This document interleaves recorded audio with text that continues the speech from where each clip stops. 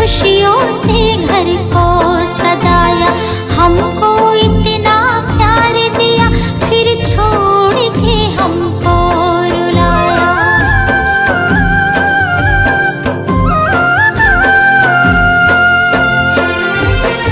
9 दिन संग हमारे रहे माँ, खुशियों से घर को सजाया, हमको इतना प्यार दिया, फिर छोड़ के हमको रुलाया। जैसे जैसे दूर चली तू,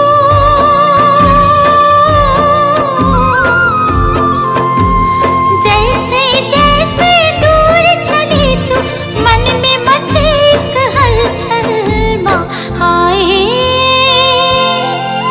माँ आए विदाई के पल, तुझ बिन आ जाएगा कल। माँ आए विदाई के पल, तुझ बिन आ जाएगा कल।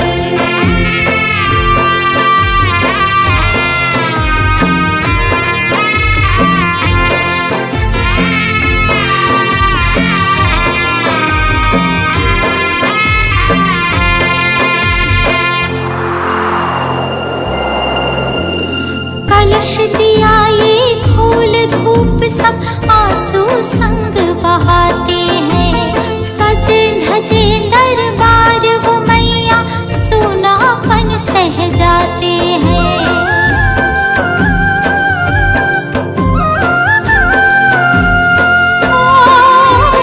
कलश दिया ये फूल धूप सब आंसू संग बहाते हैं, सजे धजे दरबार वो मैया सूनापन सह जाते हैं।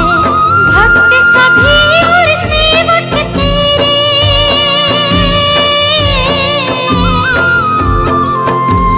भक्त सभी और सेवक तेरे रोएंगे हर पल। माँ आए विदाई के पल, तुझ बिन आ जाएगा कल। माँ आए विदाई के पल, तुझ बिन आ जाएगा कल।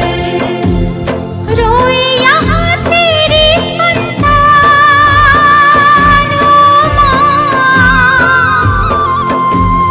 रोए यहाँ तेरी संतान, वहाँ भीगे तेरा आंचल। माँ आए, माँ आए विदाई के पल, तुझ बिन आ